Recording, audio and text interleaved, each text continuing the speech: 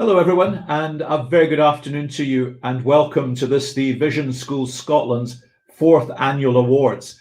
And I'm so sorry that you're not at Holyrood today. This pandemic, of course, has made so many things difficult, not least our being able to get together at a major function. So we're having to do it remotely, and I'm speaking to you instead from my constituency office here in Eastwood, where I am the member of the Scottish Parliament for this community.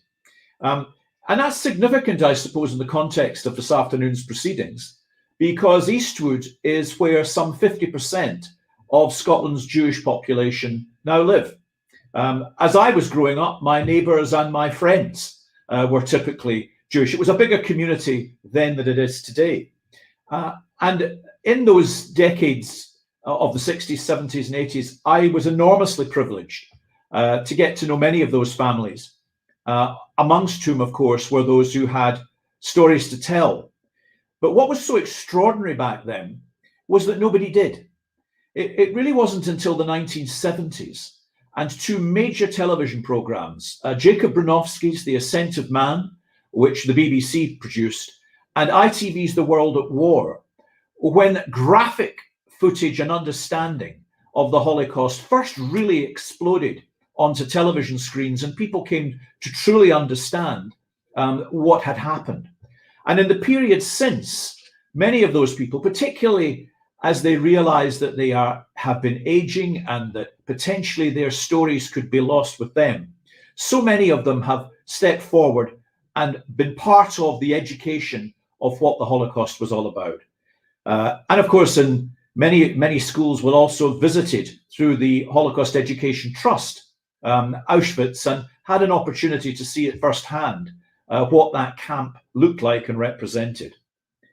Their testimony has been courageous. And I do want to pause just for a moment, because we lost two really enormous figures from that community just recently. Ingrid Wuga, who was one of those who came to Scotland on the Kinder transport. And last year, our guest was Barbara Winter, the daughter of Sir Nicholas Winton, who, of course, was the man and inspiration of the Kinder transport. And she came here, travelled at the age of 14. She understood what that transport and leaving her family behind represented.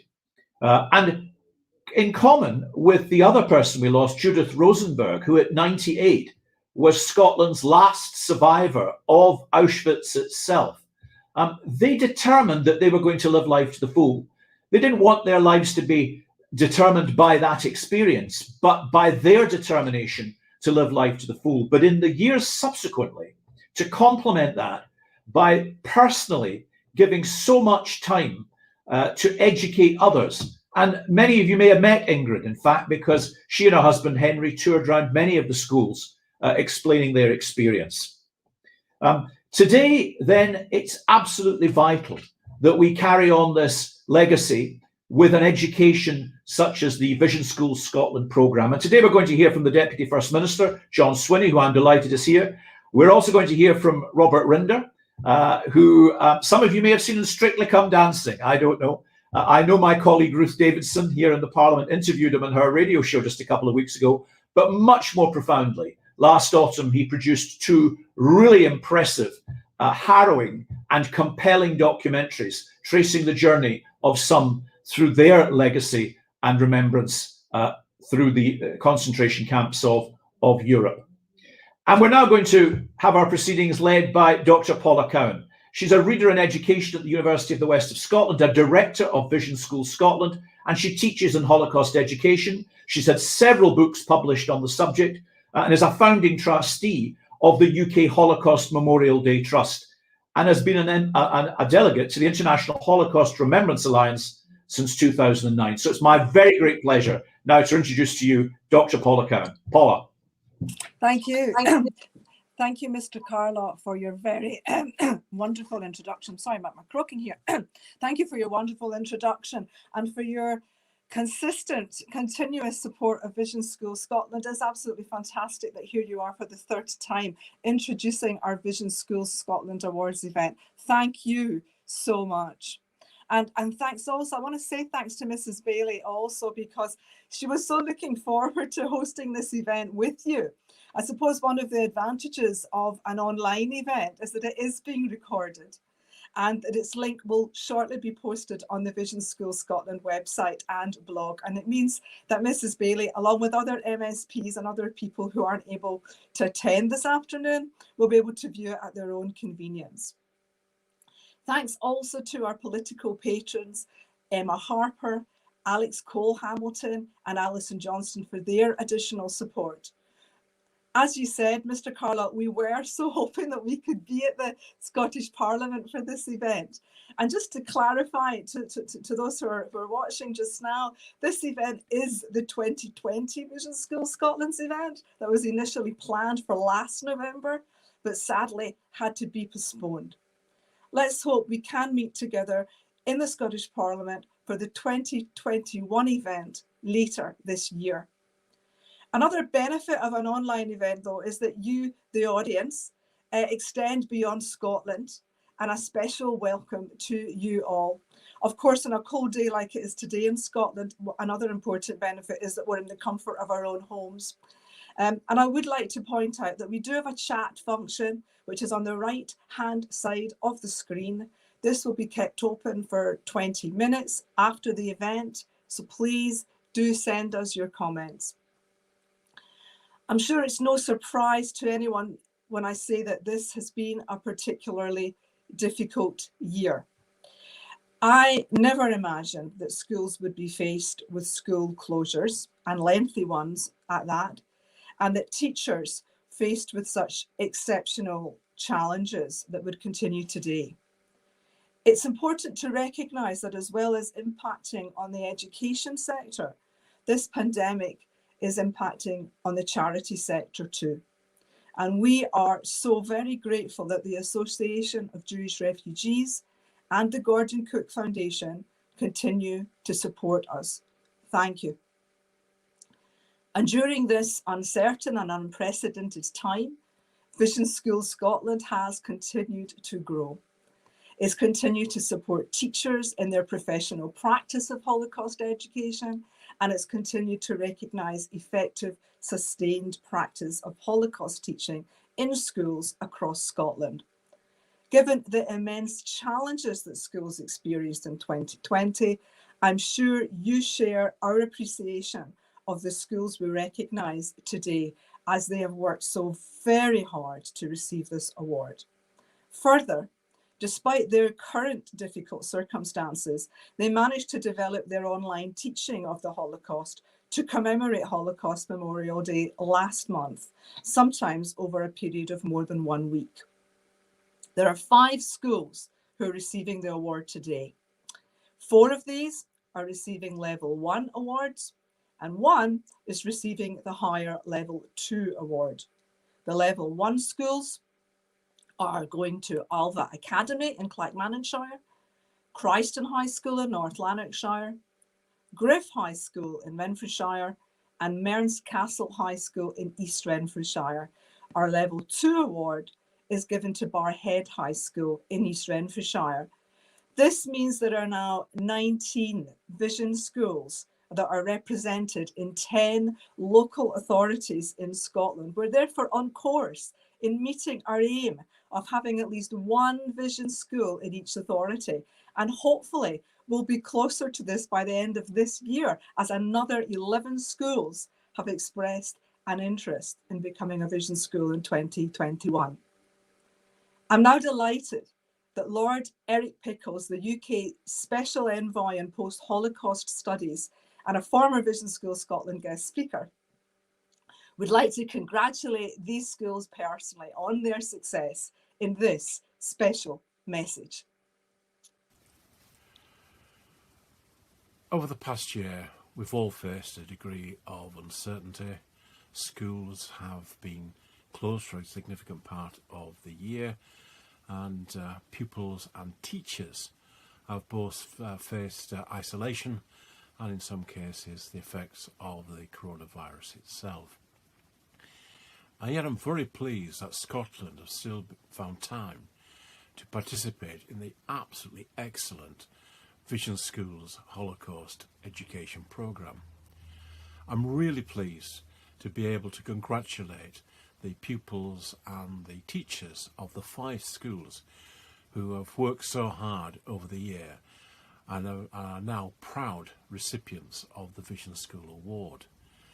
I think the award is a great testament to the dedication of teachers and the hard work of their students. Now, I was in Scotland, in Edinburgh, at the Parliament, I think about 5 years ago, and to see the award of this wonderful programme. I was really impressed by the level of knowledge and the commitment to remembrance, which is so important in a world in which we are now moving from where the Holocaust is part of common memory into one which will appear in the history books. It's at a time when fake news is fashionable, and it's going to be very important to ensure that we hold clear to the truth of the Holocaust and to its facts. And that's why the Holocaust Memorial and Learning Centre next to Parliament in London will be so important, because the Learning Centre will work closely with institutions in England, Wales, Scotland and Northern Ireland, along with our international partners, to ensure that in these uncertain times that the truth will always prevail. I'd also like to thank Dr. Paula Khan and her team, who have ensured the success of the Visions of Schools of Scotland's programme. Paula plays such an important part in our delegation of IRA, the International Holocaust Remembrance Alliance, that brought the modern definition of anti-Semitism into the United Kingdom, and I pay tribute to her work. Now, I do hope that it's not going to be too long before I can travel again to Scotland and to see the wonderful work of the Vision School Scotland programme. Until then, I hope you all take care.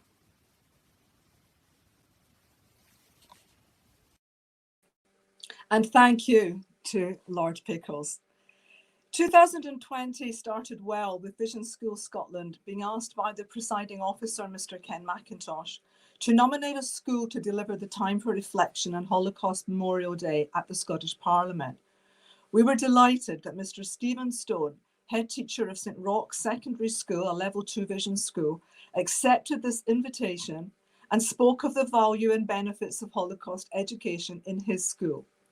Then the pandemic hit, and like everybody else, we had to cancel planned face-to-face events and deliver webinars online CPD to teachers across Scotland. In collaboration with the Holocaust Educational Trust and the International School for Holocaust Studies at Yad Vashem, we held a series of webinars for teachers. Yiftach Meiri from Yad Vashem led a workshop and discussion activity on liberation. Holocaust survivor Stephen Frank spoke to teachers and pupils about his experience as a young Jewish boy living in the Netherlands. And my university colleague, Professor Henry Maitlis, Kat Kirkland from the Holocaust Education and my Educational Trust and myself presented a webinar on difficult questions about national histories. We also continue to deliver our distance learning master's level module, Citizenship and Holocaust Education to Educators.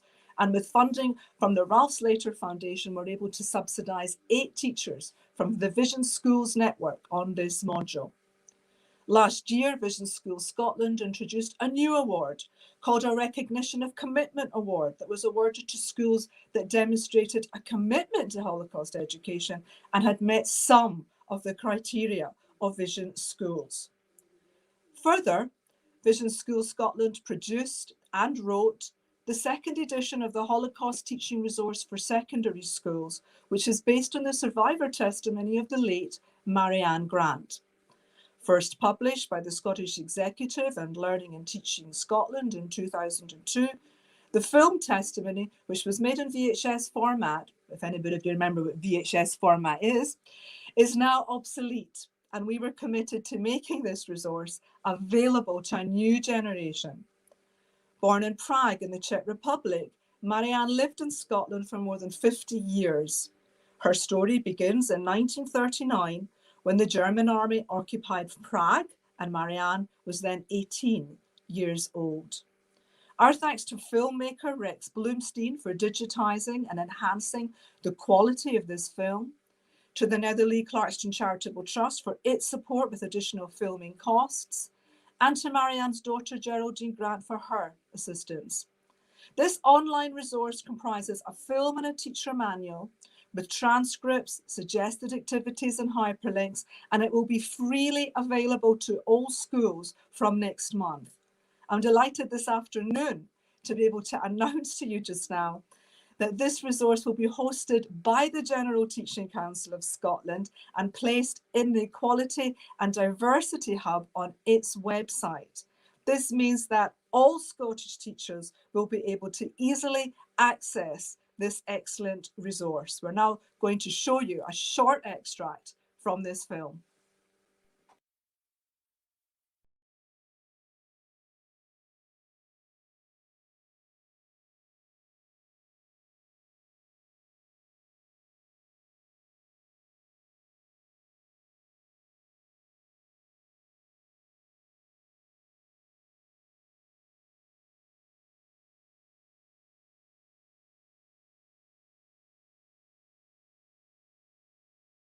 Marianne Herman, a survivor of the Holocaust, has lived in Glasgow since 1951. She is an artist whose paintings and drawings help us to understand the murder of millions of Jewish men, women and children in Nazi-occupied Europe during the Second World War. A selection of her drawings and paintings are included in this film. Marianne was born in 1921 in Prague, Czechoslovakia. An only child, she learned to speak English at school. From an early age, Marianne was determined to be an artist and studied graphic design and fashion. At least 19 of Marianne's family perished in the Holocaust. 1, 2, 3, 4. 4 from this family. In this section, Marianne describes how she and her mother, who also survived, were first taken to a ghetto in Czechoslovakia called Theresienstadt, then to Auschwitz-Birkenau, one of the 6 death camps in Poland, next to slave labour camps in Germany, and lastly to Bergen-Belsen, a concentration camp also in Germany. Her story begins after the German army occupied Prague in 1939. When the Germans arrived, we had very little freedom. I don't think we were allowed on the public transport even. Of course, not in picture houses and theatres. Jewish children weren't allowed in school. Schooling was forbidden. When Hitler moved in, when they walked in, I was walking in the main street and there were crowds and crowds, and I ran home and I was frightened. I was petrified. Thank you. It is now my privilege to introduce the Deputy First Minister and Cabinet Secretary for Education and Schools, Mr. John Swinney. Mr. Swinney studied the Holocaust from an early age and is committed to learning through lessons of the past. He's demonstrated his support of Holocaust education in many ways. At the launch of Business Schools Scotland in 2017 in Glasgow, even before the event began, he engaged with pupils about their learning of the Holocaust, as well as delivering a powerful address and then distributing the very first Business Schools Awards to then 3 schools. Later that year, he accompanied a Scottish schools visit of 200 students to Auschwitz-Birkenau on the Lessons from Auschwitz project organised by the Holocaust Educational Trust. This had an unforgettable impact on him and was an experience which he said would always stay with him. Mr. Swinney has also written a foreword for the new Marianne Grant teaching resource and has encouraged local authorities to engage with the Vision School Scotland programme. His making time today to speak to us and to distribute the awards to schools virtually demonstrates his unique commitment to teaching and learning about the Holocaust. Please welcome Mr. Swinney. Thank you very much, Paula, and good afternoon, everyone. It's an enormous pleasure to be with you this afternoon, and I'm so sorry that we cannot have this encounter face to face, where we can celebrate as one community the achievements of many of our schools, and also reaffirm our commitment to education around the Holocaust and to ensuring that the experiences and the horror that many people had to face in not so recent history is never repeated in our society again. And as Dr. Cowan has said, the experience for me of studying the whole issue of the Holocaust from my school education through to accompanying Scottish school pupils to visit Auschwitz-Birkenau in an indelible experience in my life that I will never forget. I have been wholly committed to making sure that our country and our young people are aware of the lessons of the Holocaust, and that we never lose sight of the horror of what can happen when we fail to respect the values of fellow human beings within our society. And those issues and those lessons are as relevant today as they have been on any other occasion. This event takes place, of course, just a couple of weeks after Holocaust Memorial Day, and it gives us the opportunity to celebrate the work that schools are doing in promoting and embedding Holocaust education.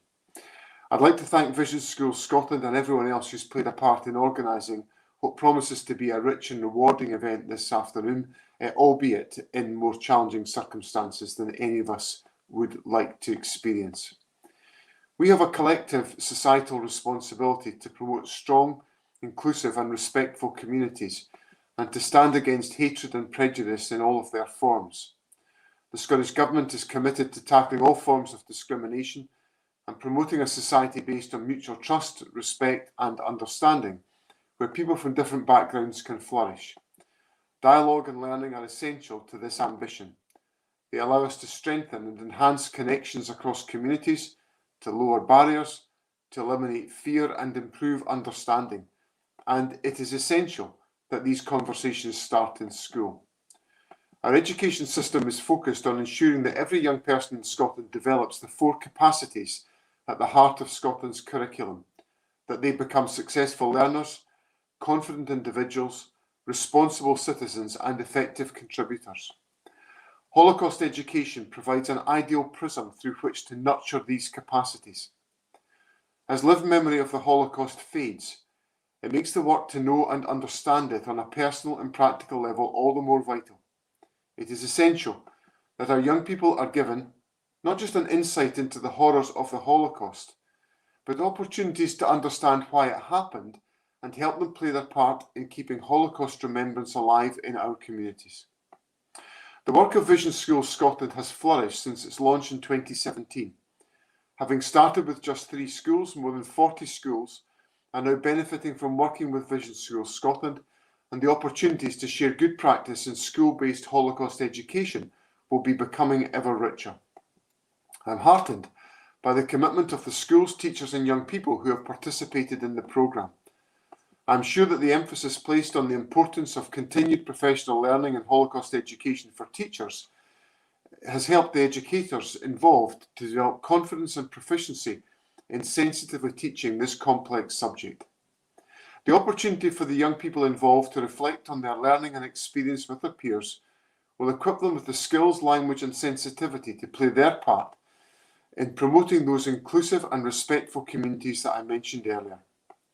The benefits of the work undertaken as part of this project will be reaped by all of us as the young people involved become responsible and compassionate adults who are able to contribute positively to our society. This afternoon's event is a fitting celebration of that. I'm sorry that I will not be able to stay for the full event today, and I wish you a fruitful afternoon. However, before I have to leave, I am delighted to be able to present the annual awards to the 5 schools who have achieved Vision Schools Scotland status. The first school that has achieved Level 1 status is Alva Academy. Alva Academy has capitalised on the interest of a number of staff members who were interested in teaching about the Holocaust and supported them to deliver effective Holocaust education to pupils. Alva Academy has embodied the principle of embedding Holocaust education across the curriculum by incorporating teaching in a number of subject areas. So many congratulations to Alva Academy. The second school to achieve Level 1 status is Christon High School, where a clear focus on Holocaust education has been developed within the Social Studies Department. Alongside this, various interdisciplinary learning opportunities have been embraced to support and enhance Holocaust education in the wider school community. Christon High School has developed a considered progression pathway for pupils beginning in S1, leading pupils through key topics in a way that consolidates learning. Well done to Christon High School. Level 1 status has also been achieved by Griff High School. Teaching and learning about the Holocaust has been successfully established through the inclusion in the School Improvement Plan. As well as having been involved in the Learning from Auschwitz programme since 2009 and facilitating trips to Poland for pupils studying history, Holocaust education has been incorporated across the curriculum, and a Holocaust Memorial Reflection Room has been developed where pupils can participate in thought-provoking activities and reflections. My congratulations to Griff High School. Level 1 status is also awarded to Mearns Castle High School, who have adopted a broad approach to Holocaust education, which comprises a detailed focus on the rise of Nazism in history for senior pupils, and a whole school examination of various examples of genocide across the broad general education. A focus in Holocaust Memorial Week on Holocaust education has been facilitated by social studies staff. The school has successfully engaged with a wide range of partners to develop staff knowledge and enhance pupil experience of Holocaust education. Well done to Mearns Castle High School. And I would now like to give special congratulations to Barhead High School, who received the Level 2 award. Barhead High became a vision school in 2019 under the leadership of their former head teacher, Mr. Sinclair. It is encouraging that following Mr. Sinclair's retirement in 2020, the continuity of this work is assured with the appointment of 2 lead teachers in Holocaust education. Their commitment to this important area, supported by the school's newly appointed head teacher, will be demonstrated in a film to be played shortly. I would like to conclude by reiterating my congratulations to each of these 5 schools. Your commitment to finding unique ways of engaging young people in learning about the Holocaust is inspiring. Well done to you all. With that, I will wish you a successful afternoon, commit myself to continuing to support Holocaust education, and assure you of the government's determination to make sure that we do everything that we can to ensure that young people in Scotland have the ability to experience and understand the horrors of the Holocaust, and to be able to understand why we all have and must have a commitment to ensure that such atrocities never happen again in our society. And with those words, I'll pass you back to Dr. Paula Khan. Dr. Cowan. Thank you very much, Mr. Swinney, for so generously giving us your time today and for that very genuine assurance and for distributing those awards so efficiently. Thank you so much. We'll now find out more about Barhead High School in this short film.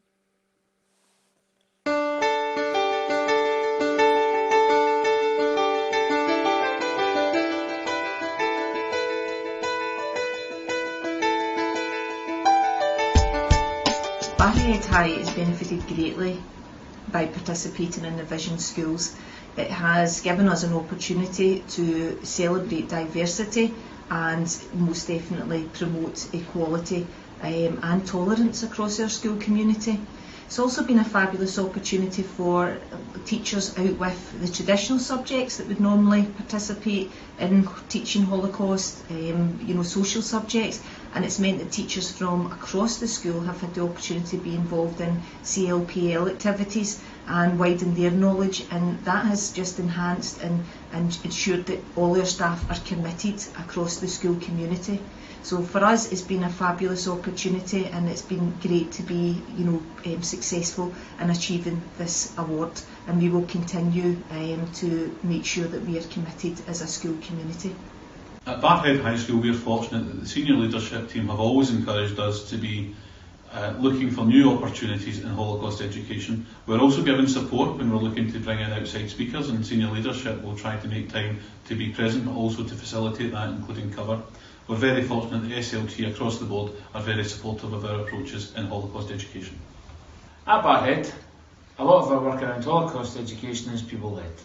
Last session, our social subjects ambassadors, who are also our Holocaust ambassadors, created a presentation which was delivered to all our year groups at our weekly assemblies. Our senior pupils in our Rights Respecting School group have been heavily involved in helping to organise any assemblies involving Holocaust survivors. At these events, pupils were given the opportunity to ask many key questions around their experience of life in Europe at that time. Inspired by the speakers, the pupils wanted to create a lasting legacy of their learning and arranged to interview Judith Rosenberg and Mr and Mrs Ruger.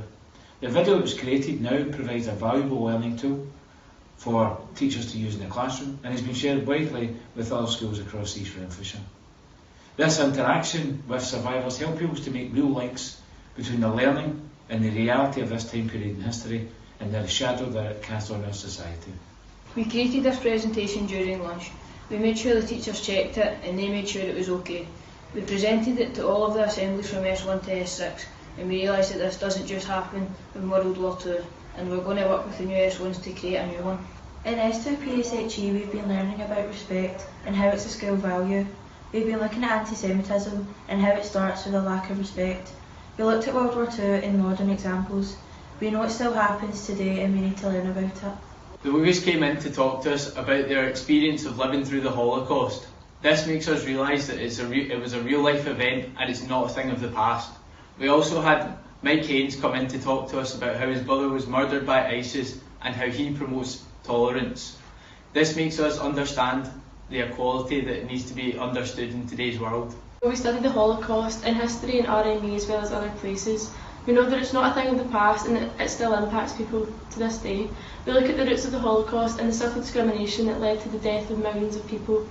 As a school, we focus on respect, and that respect and equality should be a massive thing throughout. At Barhead High, we're very proud of our approaches to Holocaust education. We've worked hard to embed this across the curriculum, but we'll continue to look for ways to develop links between the Holocaust and contemporary anti-Semitism. We'll also be seeking opportunities to share more of our approaches with the wider staff body as we continue to progress, and to liaise closely with other schools in the authority and beyond to share best practice.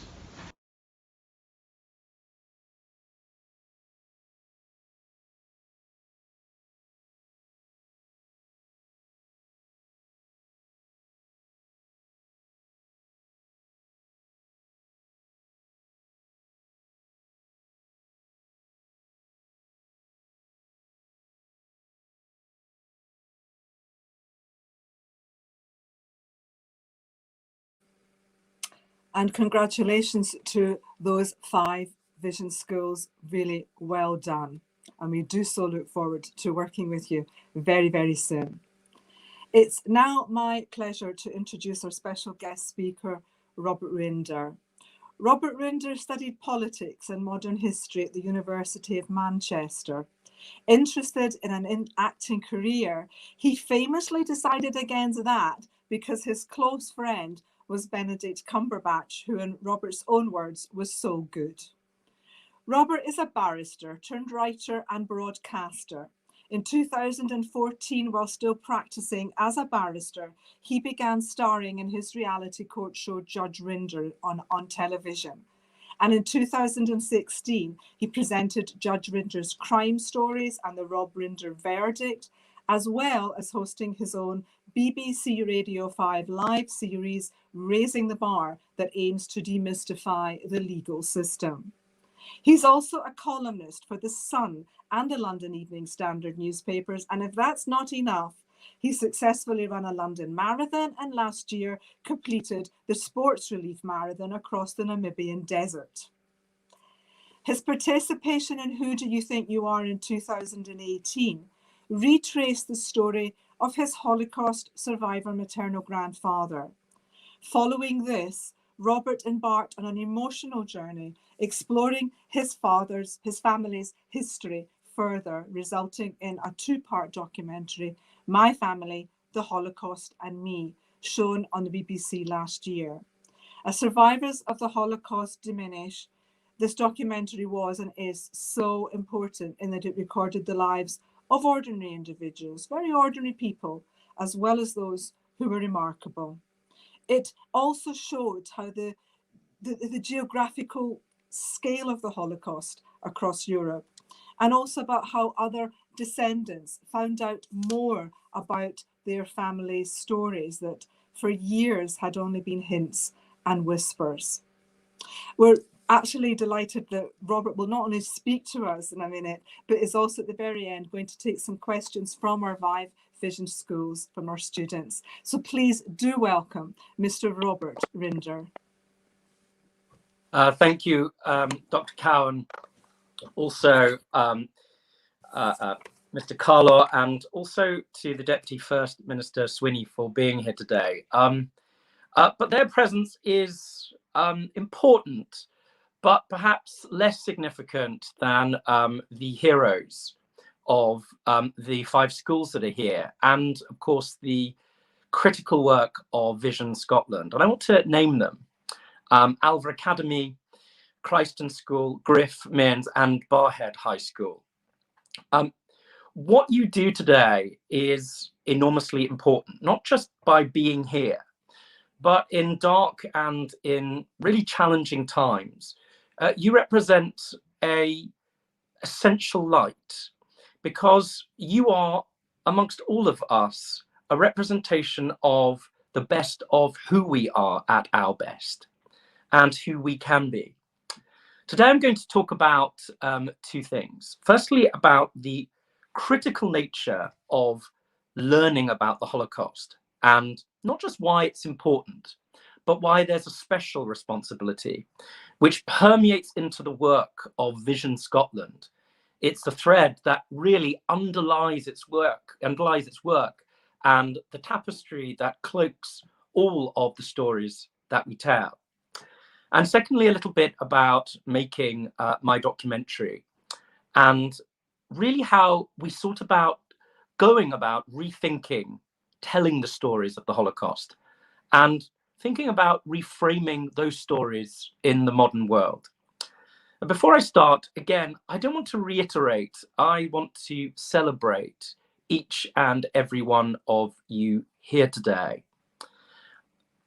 There's a quote that I always use when I think about young learners or young people that take a personal responsibility, not just to learn, but truly to hear, to take on board the accounts of those who experienced the Shoah, the Holocaust.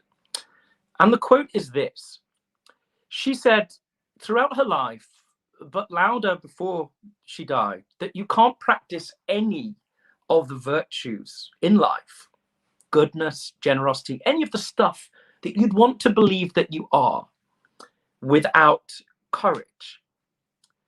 And essentially, by listening to the stories, all of you listening to this, all of the teachers, the learners, you become agents of that courage because of this reason. The lessons of the Shoah, the lessons of the Holocaust, the stories that you hear are not ahistorical accounts. Something happens when you listen to them. Something happens when you sit quietly and read them. And it's this: you can't put them away. It's no longer a passive moment, because it asks active and challenging questions of each and every one of you. It is a call to courage, because once you hear the stories, you become, and in fact each and every one of you are, witnesses. You're witnesses of truth. You're witnesses of the accounts. And to that extent, you're imbued with a special responsibility. It's not enough just simply to hear the story. It actively requires you to go on and become an advocate. And having had over a decade in national and international human rights law, I'm always mindful that that's at the centre of the learning and the centre of the mission of Vision School Scotland, and the centre of the work that each and every one of you have done. Why is that important? Why is learning about the Holocaust critical? You'll all know, you'll all be aware of the growing shadow of anti-Jewish racism online, prejudice of all form online, be it homophobic, Islamophobic, people who are wedded to accounts of how the world works based on conspiracy, a generation that communicates, as many of you, all of you do, on social media, which is, of course, the dark place where many of the so-called ideas are fostered. When you read about the stories of what took place, when you listen to the accounts of survivors, something in you takes place. And it's this: you have an immense capacity.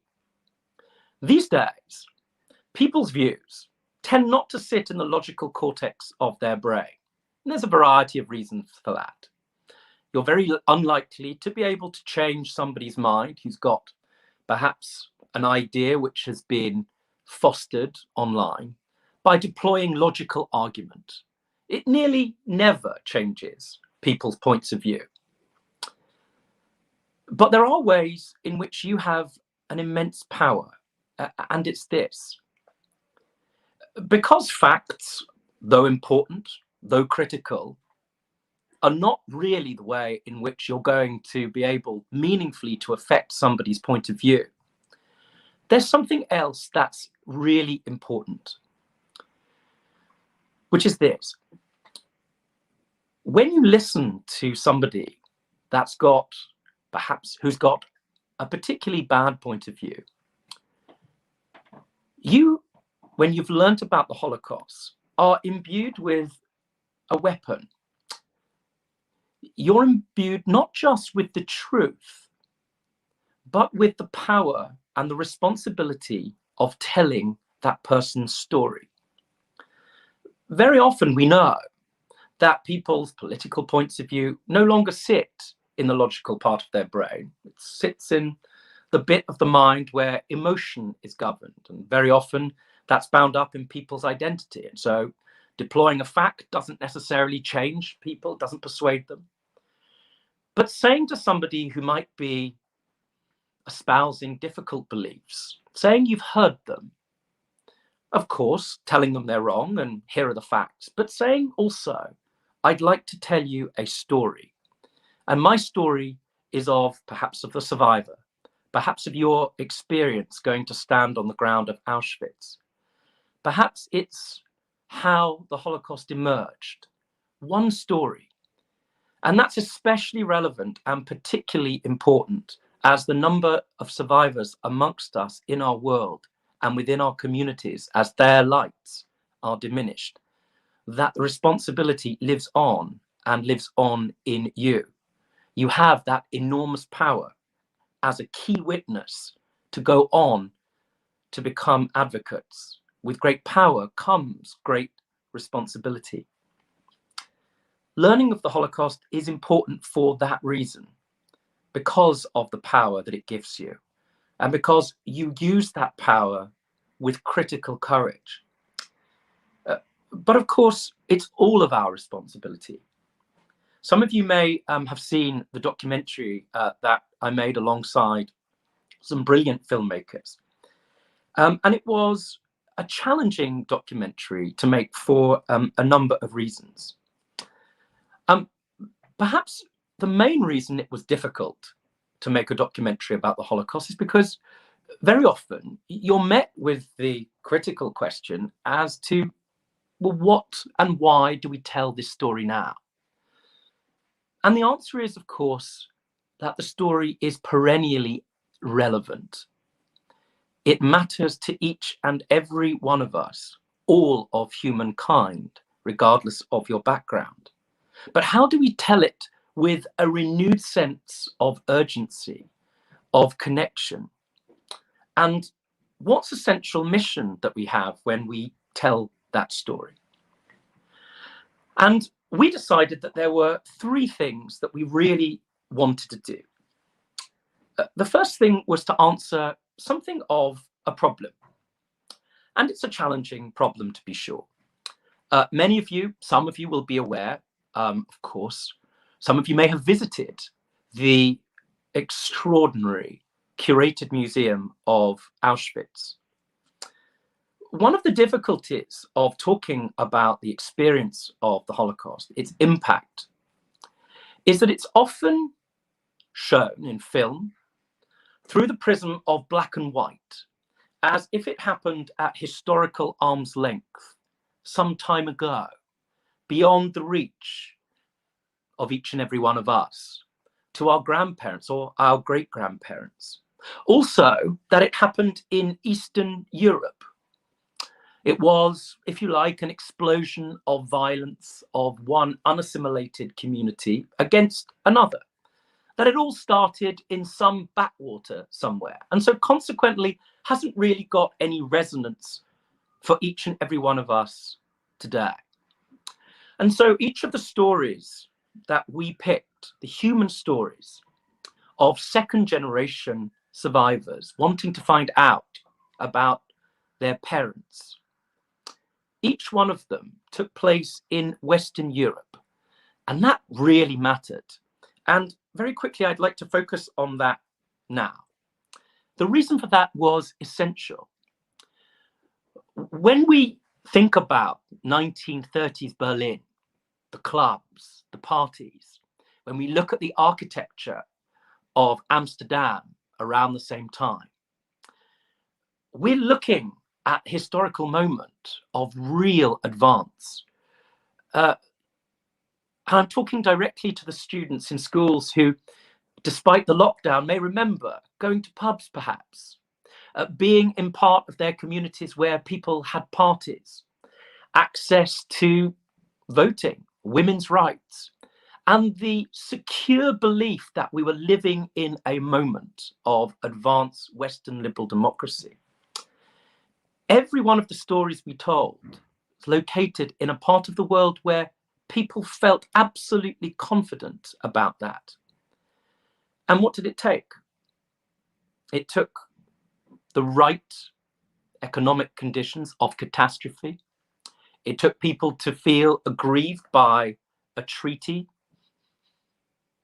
And it took the wrong man to be in the right place at the wrong time. And those three critical ingredients provided the alchemy for not change, but for the world to descend into human depravity and horror. But the starting point wasn't beyond the reaches of our historical fingertips. It didn't begin, didn't germinate in some political backwater. It happened in the cradle of political and social advance, not dissimilar from our schools, from our cities, from our communities across our country, and certainly how it would have felt to each and every one of you in Scotland. And as we looked at each and every one of those stories in Western Europe, we wanted people in our communities to think about that, and not just to hold or to think about protecting our democracy, but remembering that unless we tell the stories of the Holocaust, unless we remember, we do real violence to protecting our enduring democracy. And in order to do so, it requires, as I say, the courage of each and every one of you, each and every one of us. The second part of our documentary was looking at how the impact of the Holocaust affected second and third generations. And that, of course, has a wide resonance. It affects so many people. And that's for this purpose. The story of what happened wasn't, of course, limited only to those who experienced it. Its dark shadows affected all of the families, and of course, how people went on to become parents. And it resulted in often complicated relationships between mothers and daughters, fathers and sons. And as the second generation went on their journeys, what we were trying to do was to ask people to think about that, because it has a broad echo for all of us, regardless of what your story is. It may be that you're a refugee or a new citizen to a nation. It may be that your parent has experienced trauma of some kind. But really asking and thinking about who our parents are, what they've been through, and to that extent, thinking about them and restoring their full humanity in order to understand them better, in order to give them back their full sense of who they are. And that, of course, is a challenging thing for each and every one of us to do, both as students, teachers. One of the challenging things we need to think about when we have our relationships with parents and loved ones is to surrender to the fact that they may not be perfect, but to do the difficult work of asking why and how. And the last part of the documentary, each story to some extent had a story of rescuers in it, those who chose to stand up and be courageous. And that was important because you, every one of you here today, want to believe that confronted by the real moral horror of what you would do, confronted by the choices that ordinary citizens faced, that you would be on the right, just and moral side of history.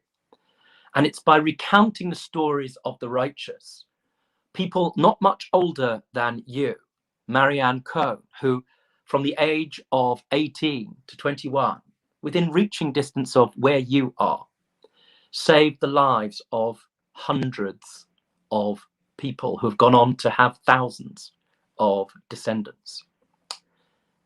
That's the work that we wanted to do. And lastly, there was something else, which was on a personal level. I wanted to be able to go with my mum to make the memorial prayer on the ground of Treblinka in Eastern Europe. And when we got there, those of you who haven't seen the documentary, I stood alongside the last human living eyewitness to what took place underneath that unmarked earth, where my aunts and uncles are buried. And in that moment, as I was about to say the names of my family, and as my mum took out a little prayer book to make that memorial prayer, the last living eyewitness, whose name is Leon Ritz, reached around and touched my shoulder. And he said, just as I was about to exclaim the names of my family, no, he said, this memory is for all of the living people of the world. This prayer is for them. And I think about that all the time. This prayer is for them. And by you having the courage to do this work, to listen, to hear, to go on to be witnesses, to choose to confront hatred in all its forms by recounting where hatred can lead, by remembering that our democracy is fragile and we need to hold it sacred, by remembering to think about how human stories affect each and every one of us, including our parents, and above all else, to think yourself a person of righteousness and to know that that's how you would behave confronted by real challenge. That's Leon Ritz's prayer answered. So I thank you for being here today. I thank Vision Schools Scotland, and I thank the family of teachers for all of the extraordinary work that you do. And I'm going to take any questions. Well, just before you do, Robert, can I just say thank you for that extraordinary talk, because I'm pausing because of the personal nature at which you just stopped it. It has an effect on my good self.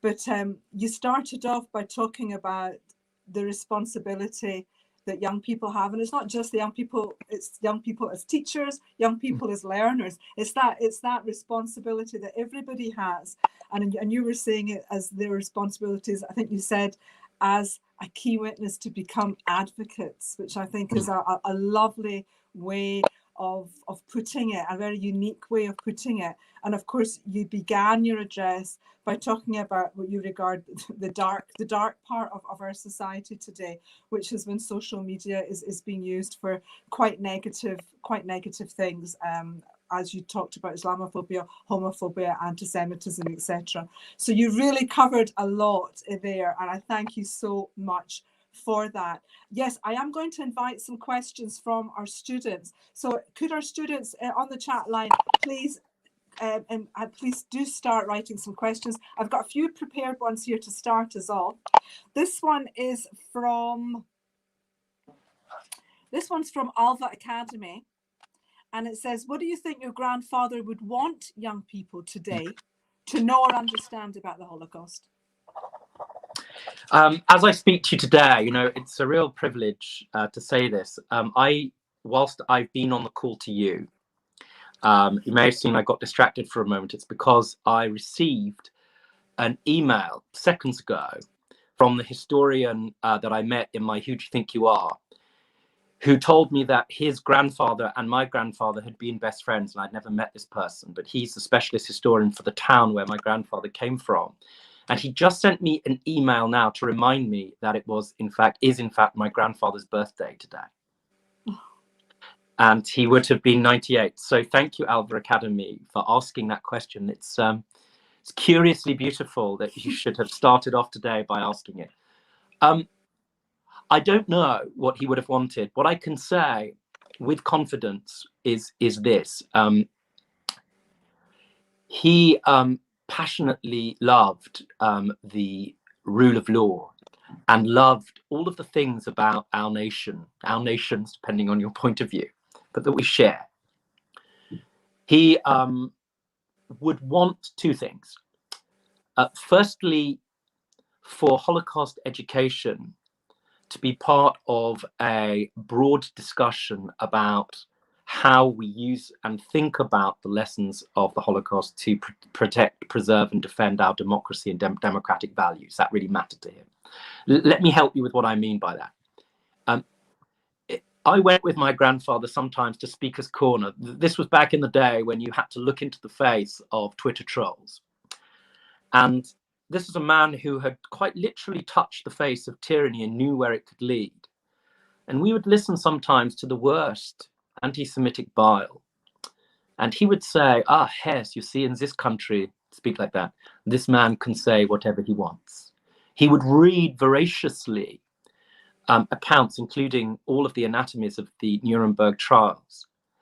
And he retained an enduring optimism, a belief that education could bring light and genuinely affect and change humanity. But at the center of his memory and everything that he had been through needed to be a central message.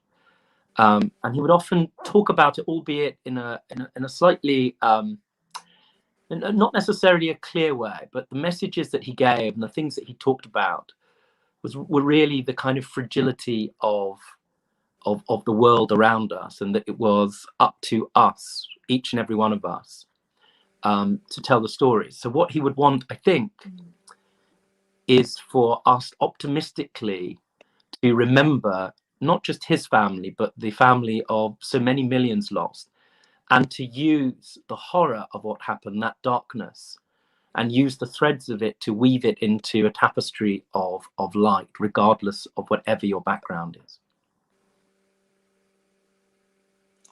Thank you. We've got another one from Kyle in Barhead High School, who said that your great-great-grandfather had a store which would turn into a restaurant for people who were visiting the city, and there was no fist fights or scenes due to his judge-like personality. How do you feel about this similar character trait, and does it bring this relation to life for you? It really does, and thank you for that question. It really did. It didn't surprise me. I have to tell you, one of the interesting things about hearing that and going back to Poland is that one of the challenges is that of the millions of people lost, they're part of a dark statistic. And again, that's yet more of the underlying reason, I suppose, or the rationale for the critical work that Vision School Scotland does and do.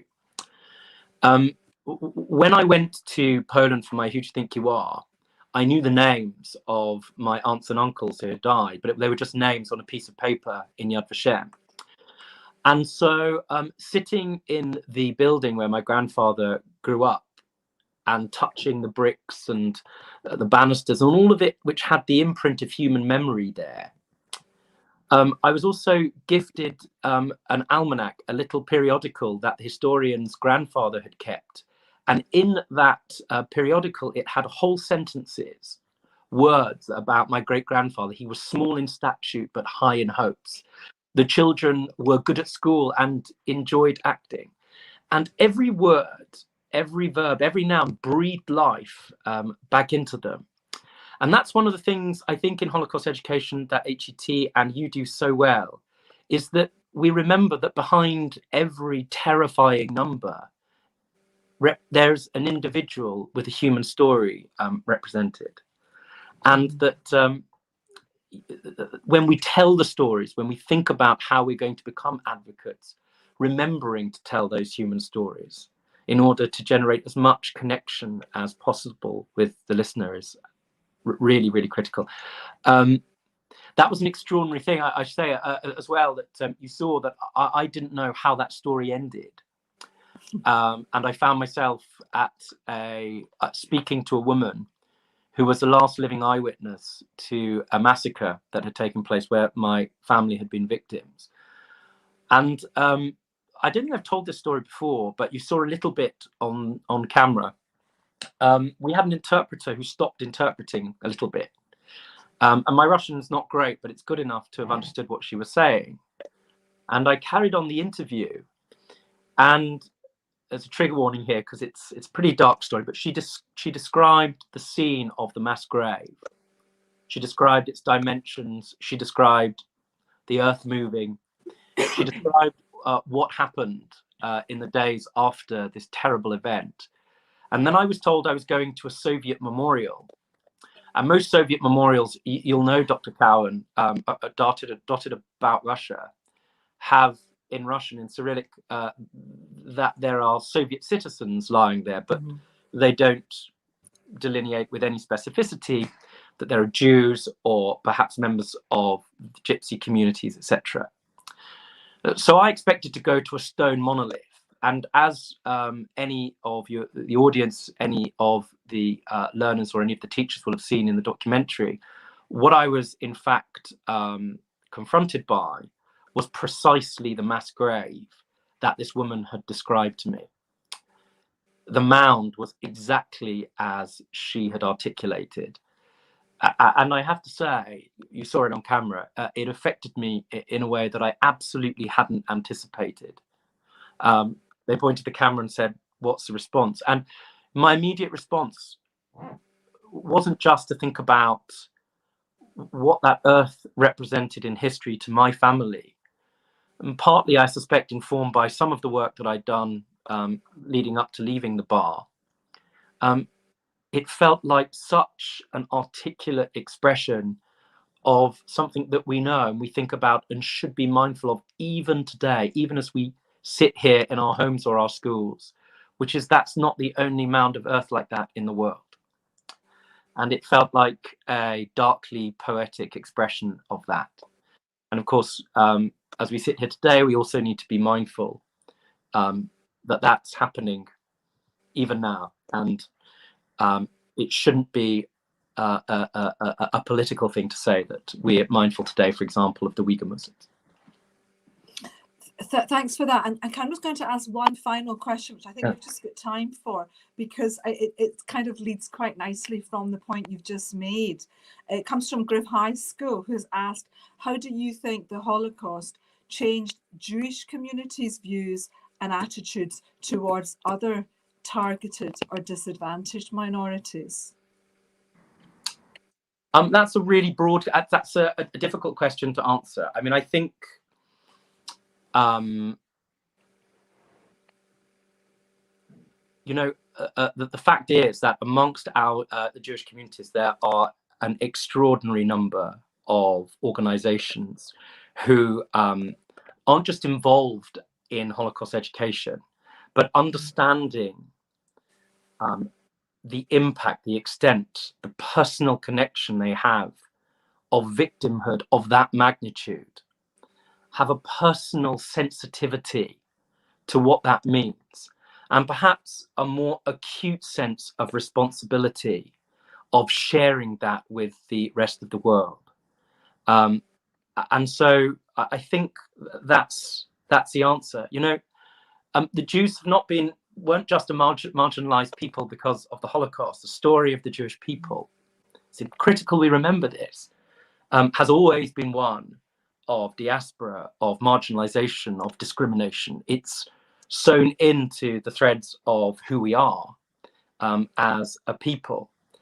And the vast majority of the Jewish communities, of which there are a number, I think more than ever understand that.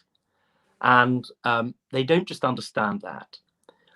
They understand that perhaps they're a living, active example to the world of what happens when people forget.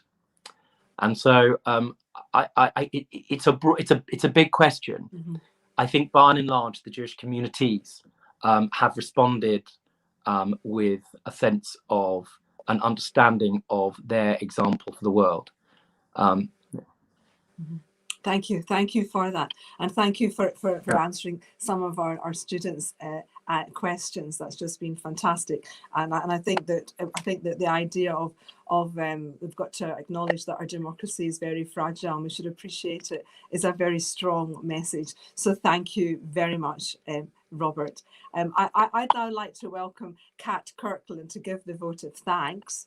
A former history teacher, Kat is an education officer at the Holocaust Educational Trust, who works primarily with the Trust's teacher training programs and coordinates teacher study visits in Europe. Kat brings a unique perspective to the Vision Schools Scotland team and has reviewed schools' applications and attended our meetings with schools, sometimes virtually, and delivered CPD also to teachers. Ladies and gentlemen, please welcome Kat Kirkland. Thank you, and good afternoon, everyone. On behalf of the Holocaust Educational Trust, I'd like to say how honoured I am to be here this afternoon.